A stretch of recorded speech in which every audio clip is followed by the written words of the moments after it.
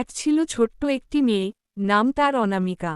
সে ছিল একেবারে সাধারণ গ্রামের একটি মেয়ে, কিন্তু তার হৃদয় ছিল অসাধারণ কোমল ও মমতায় ভরা। সে প্রতিদিন গ্রামের পাশে ছোট নদীর ধারে বসে চুপচাপ আকাশের দিকে তাকিয়ে থাকত। তার বিশ্বাস ছিল, আকাশে কোথাও এক ফেরেশতা আছে, যে সব শিশুর মন পড়তে পারে। একদিন রাতে অনামিকা হঠাৎ এক অদ্ভুত স্বপ্ন দেখল। সে দেখল আকাশ থেকে এক উজ্জ্বল আলো নেমে আসছে তার দিকে। সেই আলো ধীরে ধীরে রূপ নিল এক সাদা পাখাওয়ালা নারীর।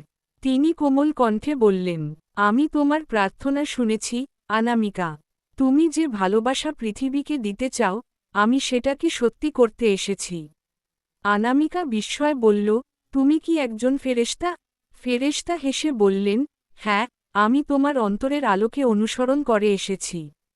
তারপর ফেরেশতা অনামিকার হাতে দিলেন এক ছোট্ট রূপার পাখি, এবং বললেন, যখনই তুমি কাউকে সাহায্য করবে, এই পাখি ঝিকঝিক করবে।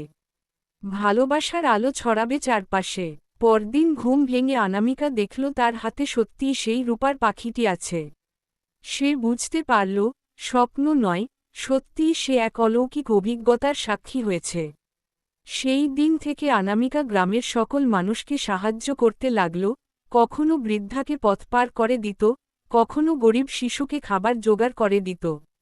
আর প্রতিবারই সেই পাখিটি ঝিকঝিক করত, যেন ফেরেশতার উপস্থিতি তাকে আশীর্বাদ করছিল।